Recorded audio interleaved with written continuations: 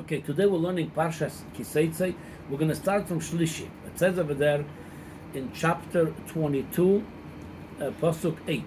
Kisivne ba'is chodosh, when you're going to build a new home, v'osiso ma'akel legagecho. You should make a fence on your roof. We're talking about on the roof that people go up over there.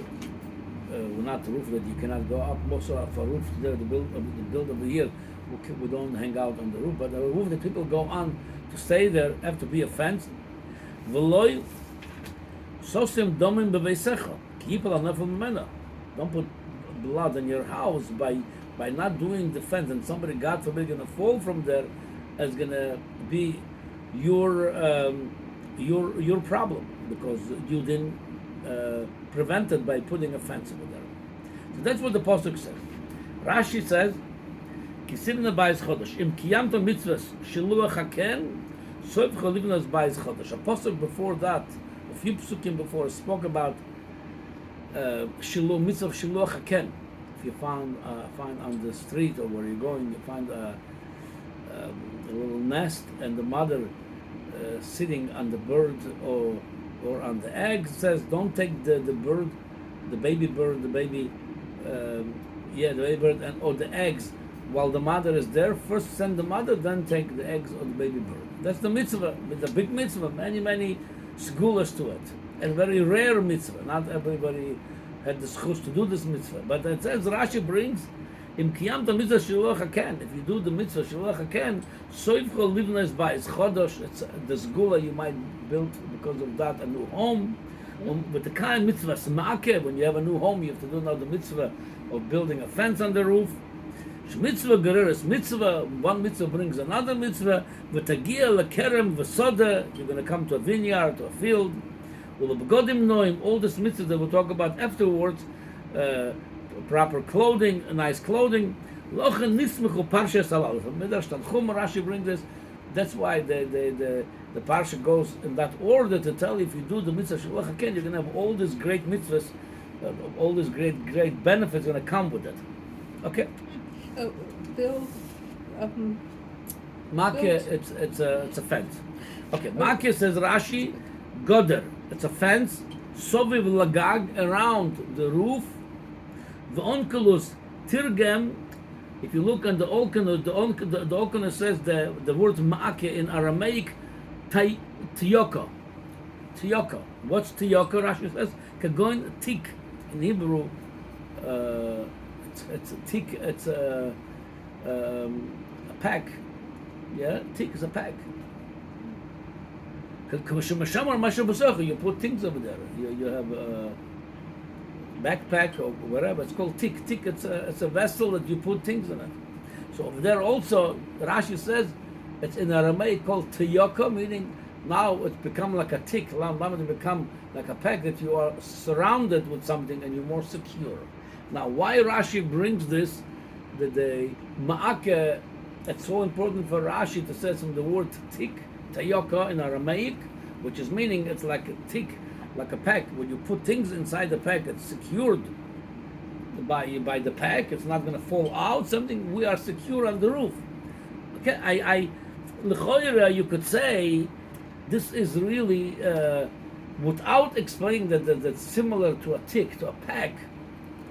Mishok. Mishok. It's a Okay, you have another word for it? Okay, so let me know what's the different way of saying it, and why Rashi bringing over here. I would say without this Rashi, just saying it's a fence and it's protecting people not to fall, it's good enough. Rashi brings the Targum and he says that the Tiyoko in Aramaic, from the word tik, a pack, a person secured over there, like you put something in your backpack, like a bag. It's a bag, and it's secured over there. Again, explaining a little bit more, but all I'm saying is I don't see the necessity over here so much to bring the Targum and try to explain it and to the meaning of it. Must be some kind of meaning of it that Rashi trying to explain. It's a sack. Like a sack. Yeah, a bag, a sack. Okay. Now, it's interesting that in Chassidus, they say, the first parak in Tanya, It says that every Jew has two souls. It's from Arizal, Nefesh Elokis and Nefesh Abahamis, a godly soul and an animalistic soul. In the animalistic soul, it says generally we could divide this to three. The animalistic soul. One, what's called the animal. One's what's called the domestic animal. And one, what's called the wild animal. And the other part of the animalistic soul is the bird. Divided. So it says like this: the way you treat those three type of animals, again, the domestic, wild, and the bird. It's a different way how you guard them. For the domestic animal, like a cow, you don't have to make a huge fence that should run away. You put a fence, a cow cannot jump over it, cannot go through it, so it's secured. It's going to stay where you want us to stay. Put a fence over there, and it's going to stay there. That's good enough. That's such a fence good enough for a domestic animal, for a cow. If you have among your animals some wild animals that could jump high, the more aggressive, such a fence, what you did for the cow, was not enough, because they could jump over that fence and run away. Then you need to have a bigger, taller fence in order to protect the wild animal should not jump over the fence where the cow cannot jump. But then with the bird, it's not enough to do a strong, tall fence, because the bird could fly over the fence. What you're doing to protect, to make sure that you keep the bird inside your domain, if you want to make sure it doesn't fly away, now you have to build a roof over the fence, make sure the fence has no holes for its home, and a roof over the fence. This way the bird cannot fly away. So this is basically the three parts of the animalistic soul. By us, the wild animal, it's the lower part of the body, where the reproductive organs are. Over there, you need a bigger fence, a strong fence. Then we have the other half a part of the body, which is where the heart is, where the Mishkan Amidos, with the feeling, the emotions.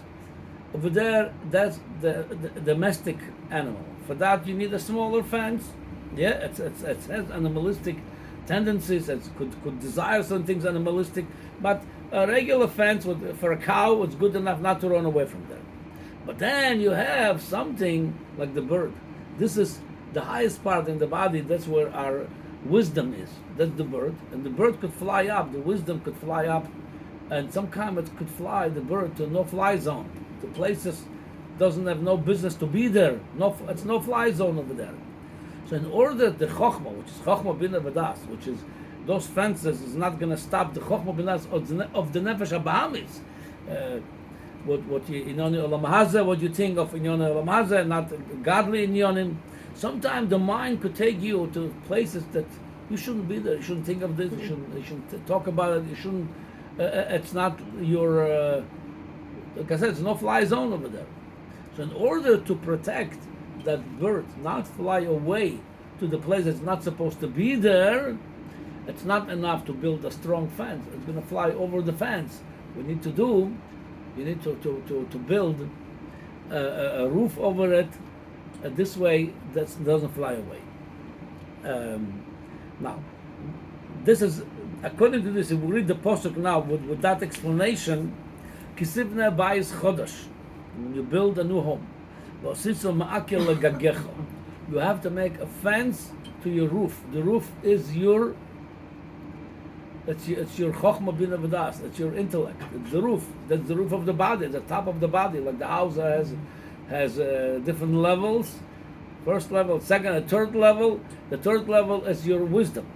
And it says over there, you cannot just leave the roof open. Somebody could fall. If you leave the roof not protected, meaning your chokhmah bina v'das, your intellect flying to no-fly zone, that bird could cause himself a great damage, could fall by going to places, thinking of things you're not supposed to think. That could fall, and it could be very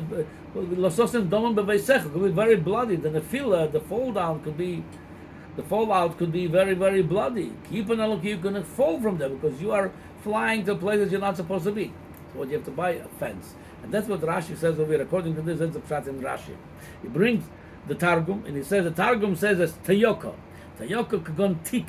It's a bag, a sack. Shemeshamer masher b'soichoi. What it does, it protects what's in it. Shouldn't fall out. Sending over here. You have, Hashem gave you a brain, but if you're not going to have a fence over there, if you're not going to have a roof over this brain, we're going to soon talk about it, what it is. In our case, in the Nefesh HaBahamis, if you're not going to have something to protect it, that could be very, very damaging. That could be very, very bloody. Somebody could fall from there. You're going to fall from your madregas. You're going to fall down. You're going to hurt yourself. Oh, now, so what's in our what we speak about those three levels of Nefesh HaBahamis, which is the wild animal, the domestic animal, and the bird. Which would be then the roof over the fence over the roof? Which would be the fence? So, in our body over the head we have a yarmulke. That's over the head. That's which is in Lashon Kabbalah v'Chasidus we have 10 spheres. The first sphere is Chochmah, then it goes down Bina Das all the way till Malchus. Above Chochmah, it's a level of Keser. That's the crown of the king, which sits on his head. So the crown of the king, the level of Keser, it's above your Chochmah Bina V'das.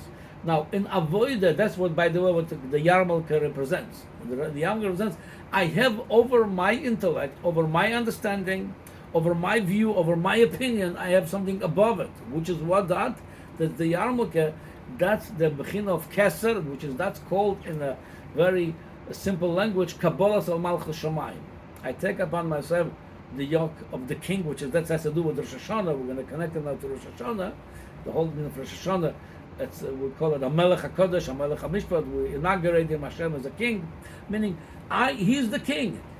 That's my and that's my authority over my head, over my intellect, and that authority that we take upon ourselves, the authority of the king, and I am just following his instruction. This is defense. This is defense over our mind.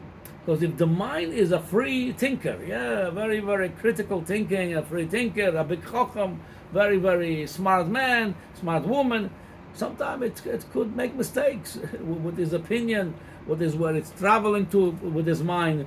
And it says over here, if you don't want to be domim beveisech, on your own home, on your own domain, to be blood over there, nobody should get hurt, you must build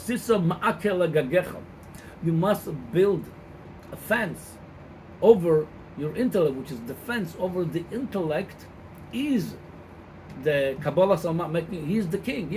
You might be very smart, you might be very knowledgeable, you might be very intellectual, but there is a king, and the king gives you permission what you could think about, what you're not. And that's what the Yarmulke represents. I have authority over me. That's what I have authority, that I listen to him, and this is the fence. If I don't use a fence, God forbid, somebody could fall and could hurt himself. So that's what was to do with Rosh Hashanah. Rosh Hashanah, besides that, a lot of people think Rosh Hashanah is just Yom Adin. It is Yom Adin, but that's not just Yom Adin.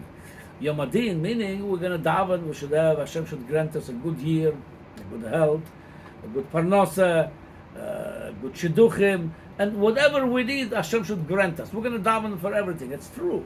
But it's a lot more than that. On Rosh Hashanah, by blowing the shofar, on Rosh Hashanah, we're inaugurating the Melech, the king. Melech Malcha Malochem HaKadosh Baruch Hu should be our king. And the Melech, the idea of Melech, the way it's explained in Chassidus, there's a difference between, there's two words, one says Melech, one says Moishel. Kila Hashem HaMelucha, says Hashem is the kingdom, who Moishel Bagoyim, and he has authority over the Goyim. What is the difference between Moishel and Melech? Melech is a king, Moishel is a ruler. Hashem says like this, Moishel is Barotzen. If you want me to be your king, I'll be your king. Melech Barotzen, the king, the nation wants him, they love him, they want him to be the king. Then he says, you know what, I want to be your king, you're a good nation, I want to be your king. But if the nation doesn't want him, He says, we don't like you, we don't want you. Sometimes the king says, you know what, you don't want me, I'll rule over you. Moishel Bagoyim, if you don't want me, I'll rule. So the whole idea of Rosh Hashanah, we want to improve our relationship with HaKadosh Baruch Hu. We tell him, HaMelech, we want you to be our king, and we want you to have the rotzen, the will, the wish to be our king. We want you to like us, we want to like you. So the whole idea of Rosh Hashanah is to create that relationship with HaKadosh Baruch Hu, that he's the king, we are his servants. So, and the idea of the king, that I am listening to him and I'm bottled to him. Whatever he tells me, that's I'm going to do. But that's the idea of V'asisa ma'akel gagecha. Rosh Hashanah, basically, we're building the fence over the roof. The roof, as I was said, that's the intellect of the person. And on Rosh Hashanah, we are building this roof. On Rosh Hashanah, we're building the Sfiras HaMalchus. We're saying, you are the king, we are the servant, and with that, we are securing the whole entire home. Nobody should fall over them, nobody should get hurt in that home. We're securing the whole year and the whole neshama of ours, that it should go the right direction. When you have over there, starting according to this, it's not just 3 levels, the wild animal, the domestic animal, and the bird. There's on top of the bird, that's the ma'akeh, the tik, the bag, that contains everything in it, which is what's on top of your intellect. That's Kabbalah Al Malchus Shamayim, the authority of the king. When you have the authority, everything will work now better. Your bird not going to fly away to wherever it's not supposed to fly to. Your animal not going to jump over the fence. Not the wild, not the domestic. Now everything under control. And I'm going to finish with that what we said last week. The word Melech consists of Moyach Lev Koved, Mem of the Melech. It's your brain, it's your mind, your Chochmah Bina V'das. The Lev of Melech, it's your heart, and the Chop is the Koved. And this is the three things we mentioned now. The Mem, the Moyach, that's the bird. Mem. The Lamed is the Lev. This is where the heart is. That's where the emotions, the feelings. This is your domestic animal. And where the liver is, this is your wild animal, because it's so, among the 3, the liver is the most materialistic. It desires the most materialistic things, even things not good for you. Then you have a heart. The heart could have emotions, so you could desire something good, something not so good. Then you have the moech. It's a more spiritual one already. It still could be nefesh habamis. It still could be think of things that are not so good, not so godly. That's what it's come. The fence over the roof, over all of them, that's at the highest level of all 3, that's Moyach Lev Covered, that's Kabbalah Al Malchus Shamayim. You make Melech, Hashem is Melech, and I'm his servant. With that, you make sure you have a healthy home. You mean you have your own home is very healthy, and everything going according to the directive of the king.